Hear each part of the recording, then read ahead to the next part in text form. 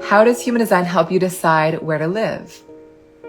So there are two things I would look at. The first is looking at your authority. I'm going to probably keep coming back to this because it's such an important piece. The authority is the piece of our design that speaks to how we best make decisions.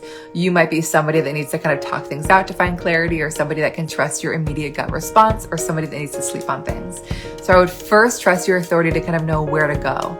And then a really cool piece of your chart to look at is something called your optimal environment. I would not use this to decide where to move necessarily, but more how to find flow once you've chosen where you're going to live. And so that comes from underneath underneath the bottom left arrow.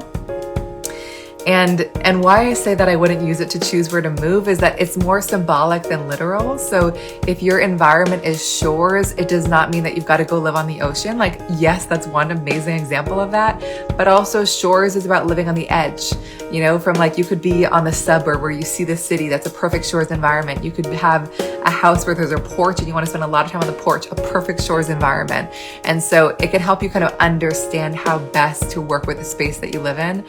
One example that comes to mind, I once did a session for a family that lived in New York City, and they lived in I think a high rise in New York City, and they had 3 separate environments. And if I'm remembering correctly, the son had caves, and he was always building forts and kind of had his own little room to retreat to. The wife had shores, and so she loved all the windows and kind of loved being on the edge and seeing what was outside. And I'm not remembering. Oh, and then the husband had mountains, which is all about kind of elevation and being up high, which was accomplished by them living in the skyscraper. So I think that like you can find that environment in lots of different actual spaces.